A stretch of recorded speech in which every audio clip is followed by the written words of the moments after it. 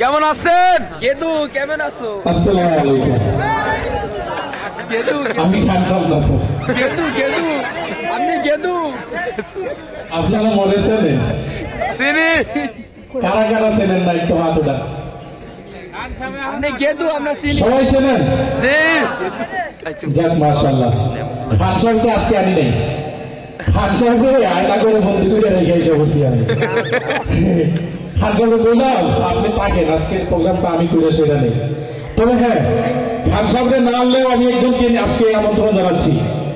একজন সমাজের মানে ভয়ঙ্কর একজন কবিকে আজকে আমি স্টেজে রাখবো। দেখতে চান? তো আমি ইনশাআল্লাহ ভয়ঙ্কর একজন কবিকে ডাকার আগে আমি আপনাদের বলি, আপনারা সবাই কেমন আছেন?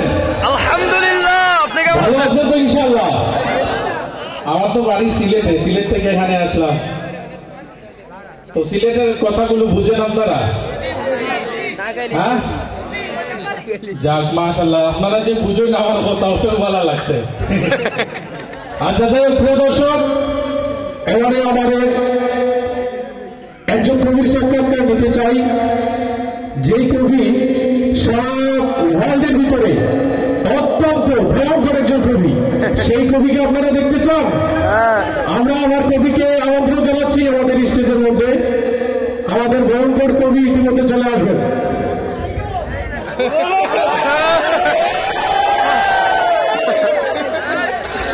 সুপ্রিয় দর্শক, আমরা দেখতে পাচ্ছি আমাদের ভয়ঙ্কর কবি ইতিমধ্যে উপস্থিত হয়ে গেছেন।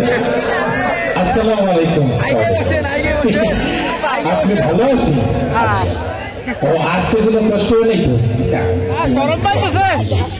ও বিমানে কি কোন জায়গায় বসছিল? বিমানে ঢাকাতে উঠছি, সাত পাইছি নাম। আচ্ছা যাই হোক, এত কথা বলার দরকার নাই। আমরা দর্শকরা বসে রয়েছে, এখন আপনি বলেন আপনার নামটা কি? ওর নাম হইতেছে মঈনুদ্দিন হাসান আর কবিরাজ। ও কি কবিরাজ? কেন আপনি কি চিকিৎসা করেন নাকি? এত বেশি বোঝা ভালো না, এত ঘন কথা বলা কেন? চিকিৎসা করলে তাহাকে কবিরাজ বলা হয়েছে। তোমাকে কি বলেছে? তোমরা ঋতুর রাজাকে কি বলো? ঋতুরাজ? বসন্তের রাজাকে বসন্তরাজ? আমি হইতেছি কবিদের রাজা, তাই কবিরাজ। হাই হাই হাই হাই রে, কি একটা সমস্যার মধ্যে বললাম। আচ্ছা কবি সাহেব, আপনি তো বিভিন্ন দেশে বসে বিদেশে সফর করেন, তাই না? তো এই পর্যন্ত কয়টা দেশ সফর করছেন? বহু দূরে দেশ সফর করছি, চেন বাধা দিতা সব মিডল ইস্ট করে বসে। আচ্ছা একটু কোন না, আমাদের দর্শকরা তো শুনতে চায় কোন কোন দেশ সফর করছেন। কত দেশের নাম বলবো? এই মনে করো ওই নোয়াখালী, চাঁদপুর, কুমিল্লা, বরিশাল, বহু দেশের বাধা। ও মায়া মায়া গো, আপনার চিনই নিয়ে দেশ। আচ্ছা কবি সাহেব, তাহলে আপনি সর্বশেষ কোন দেশটা সফর করছেন? ওই যে সিরিলিয়ান, শ্রীলঙ্কা, শ্রীমঙ্গল। আচ্ছা কবি সাহেব, যাই হোক, আমরা আপনার এইগুলো শুনলাম যে আপনি কোন কোন দেশ সফর করছেন। আচ্ছা আপনি কখন থেকে কবিতা লেখা শুরু করছেন? আমি তো বহুত আগে থেকেই কবিতা লিখি, প্রায় মনে করো 1900 কাল থেকেই কবিতা লিখি। 1900 কাল থেকে? তখন তো মানে আমার জন্মই হয় নাই জানি। আচ্ছা যাই হোক, ঠিক আছে। আর কবি সাহেব, আপনার আরেকটা প্রশ্ন করি আমি। আপনার লেখালেখির অভিজ্ঞতা সম্পর্কে আমরা কিছু জানতে চাই। আচ্ছা, তোমরা তো বেদু মানুষ, আমি তো বলেছি যে অনেক আগে থেকেই কবিতা লিখি। আমি যখন কবিতা লেখা শুরু করেছি তখন তোমার বাপ-দাদারও জন্ম হয়। ওই তোমাদের রবীন্দ্রনাথ ঠাকুর, ওই সুনীল গঙ্গোপাধ্যায়, এরা সব কিন্তু আমার জুনিয়র, ওদের আগে থেকে আমি কবিতা। তোমরা ছোটবেলায় একটা কবিতা পড়েছো, পাখি সব করে রব, রাতি পোহাইলো, কাননে কুসুম কলি, সকলে ফুটিল, ওইটা কিন্তু আমার লেখা। কিন্তু তোমরা তো আধুনিক যুগে ছেলে মেয়ে অনেক কিছু আপডেট পাইছো। তোমরা যেমন এই যুগে আইসে আরবি হরফের সাথে এই জবরদের পেশ পাইছো। একসময় কিন্তু জবরদের পেশ ছিল না, শুধু অক্ষর ছিল। তো বাংলা অক্ষরে তোমরা আকার ও শিকার দীর্ঘিকার সব পাইছো, একসময় কিন্তু এইগুলা ছিল না, একসময় শুধু অক্ষর ছিল। তো আমি যখন প্রথমে এই কবিতাটা লিখি তখন এগুলো কিছু আবিষ্কার হয় না, আকার ও শিকার দীর্ঘিকার কিছু আবিষ্কার হয় না। তখন এই কবিতাটা আমি লিখেছিলাম আকার ও শিকার ছাড়া এইভাবে: পকসব কররব রতপহল, কমন কসম ফল সকল ফটল। তাই কিছুদিন পরে যাই মনে করো ভাষাবিদরা আকার আবিষ্কার করলো, আমার কবিতা হয়ে গেল পাখা সাবা কারারাবা রাতা পাহালা, কানানা কাসামা ফালা সাকালা ফালা। কিছুদিন পরে যে মনে করো রসিকার আবিষ্কার হইল, আমার কবিতা হয়ে গেল পিকিসিবি কিরিবি রীতিটি হেবি কিনিনি কিসিবি ফিবি সিটিতে ফিটি। তারপরে যে যখন রসিকার আবিষ্কার হইল, আমার কবিতা হয়ে গেল পুকুসুবু কুরুরুবু ঋতুকুরুবু কুনুনু কুসুমু ফুলু শুকুলু ফুটু। তারপরে যখন এইকার আবিষ্কার হইল, আমার কবিতা হয়ে গেল পেকে সেবে কেড়ে রেবে রেতে পেহেলে কেনে নিকে সেবে ফেলে সেকেলে ফেলে। তারপরে যখন ওকার আবিষ্কার হইল, আমার কবিতা হয়ে গেল পুকুসবু কররবু রতপ হলো কোন কুসুম ফলো সকল ফটলো। তারপরে যখন ওকার আবিষ্কার হইল, আমার কবিতা হয়ে গেল বৌ খৌ সৌ বৌ কৌ রৌ রৌ বৌ রৌ কৌ বৌ বৌ কৌ নৌ নৌ কৌ সৌ নৌ কৌ রৌ সৌ কৌ দৌ ফৌ ফৌ ফৌ। সবকিছু আবিষ্কার কমপ্লিট হয়ে গেল, আমার কবিতাটাও কমপ্লিট হয়ে গেল। পাখি সব করে রব রাতি পোহাইল, এমনই কুসুম করে সকালে ফুটিল। হাই রে কবিতা রে। আচ্ছা কবি সাহেব, এতক্ষণ তো অনেক শুনছি আপনার কবিতার গুনগুনানি। আচ্ছা যখন অক্ষর ছিল না তখন আপনি কিভাবে কবিতা পড়ছিলেন? যখন অক্ষরও আবিষ্কার হয় নাই, তখন এই কবিতাটা আমি লিখছিলাম ইশারা ইঙ্গিতে। তখন এই কবিতাটা আমি লিখছিলাম এইভাবে।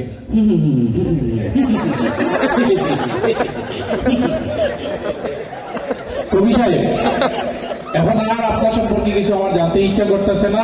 এখন কত হইলো শোনেন, এই যে আপনি কবিতাটা বললেন, হ্যাঁ, এখন এই কবিতাটা যদি আধুনিক যুগের কোন মিডিয়া তোমার অ্যাক্টর ম্যাক্টর যারা আছে, এরা যদি আপনার কবিতাটা আবৃত্তি করে, তাহলে কেমনে আবৃত্তি করে? তোমরা তো সুস্থ সংস্কৃতি চর্চা করো, আমি ভাবলাম যে আমার কবিতা তো সবাই আবৃত্তি করে, দেখি ওই অপসংস্কৃতির ওরা কিভাবে আবৃত্তি করে। তো একদিন আমি এফডিসির গেট দিয়ে ভিতরে হান দিলাম, জাননি হান দিয়ে দেখি যে পেট তোমার ডিপ জল খারাই গেছে। তো ওকে যে বললাম যে তুমি একটা আমার কবিতাটা আবৃত্তি করো তো। সে আবৃত্তি করলে এইভাবে, ওই পাখি সব কর্তা ছিল বোঝো নাই ব্যাপারটা, কারণ কুসুম করি সব ঠান্ডে মান্ডে কলো জয়ে গেছে যা। তাহলে কি বলবে সম্পূর্ণ সেই আবৃত্তিটা এত ভয়ঙ্কর সুন্দর হয়ে গেছে। এত ভয়ঙ্কর হবে না, আমার তো ফুল ফোটার কবিতা একটু নর্মাল হবে। তাই আরেক সামনে যাই দেখি মিশার সাথে খারাপ হয়েছে। তো ওকে যাই বললাম যে তুমি একটা আবৃত্তি করো। সে আবৃত্তি করলে, পাখি সব করে রব রাতি পোহালো, রাতি পোহালো কারণে কুসুম কলে সকলে ফুটিল। তাই বললাম তোরটা তার ভয়ঙ্কর বেশি শোনা গেল, হবে না। আমি আর একটু সামনে গেলাম, দেখলাম আমাদের দেশি এক বরিশালি খারাই গেছে কাবিলের নাম। তোকে যাই বললাম যে তুমি একটা আবৃত্তি করো। সে আবার আবৃত্তি করলে এইভাবে, পাখি সব ভর্তি আছে রব রায় পোহাই গেছে স্যার আমাদের কুসুম করি সব ফুটি গেছে ফ্যাট করি। আমি বললাম তোর আবৃত্তি মোটামুটি হয়েছিল, কিন্তু মাঝখানে আমার স্যার তুলে আমি লিখি এটা কোথা থেকে আসলো। তা আমি চলে গেলাম যে না এদিক দিয়ে হবে না, আমি আর এক নরম মানুষের কাছে ইমোশনাল একটা ছেলে আসলে কতে কাঁদে কান্দিতে ওমর স্যার ওর কাছে গেলাম।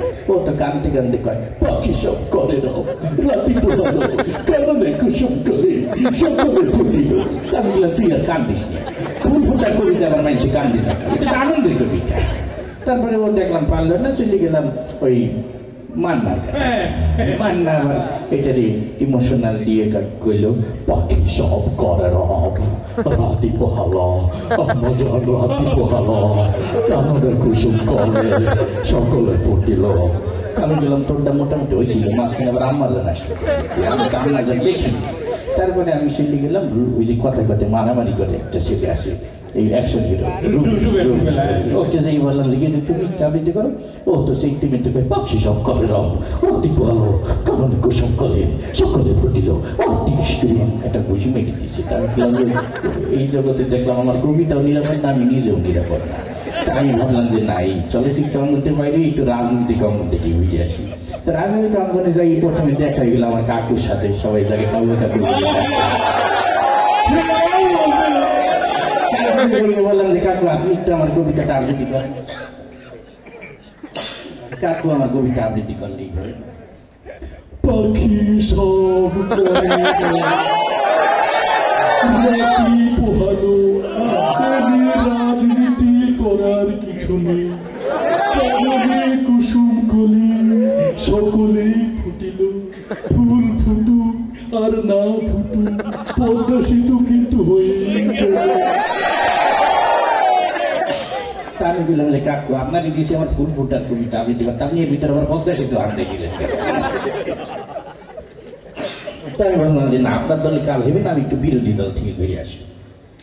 বিরোধী দলের যে মুরব্বী ম্যাডাম আছে তাকে যাই বললাম যে ম্যাডাম আপনি একটু আবৃত্তি করেন। ম্যাডাম মুরব্বী মানুষ সুন্দর করে আবৃত্তি করলে এইভাবে, বিসমিল্লাহির রহমানির রহিম।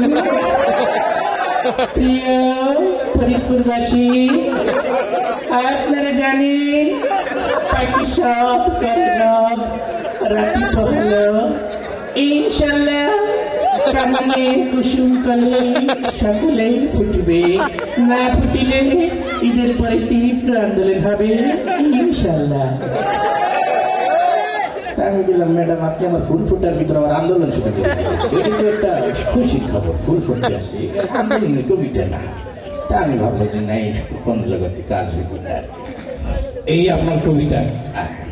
আচ্ছা যাই হোক, দিলার এখন একটু পানি খেয়ে আসি, আর একটা গানের পরে আবার আসতেছি আমরা। আপনাদের অনুষ্ঠানে আসতে পেরে অত্যন্ত আনন্দিত লাগতে আছে, চমৎকার লাগতে আছে। আমি নিজেকে অনেক গর্ববতী, গর্বিত মনে করি। আচ্ছা ঠিক আছে।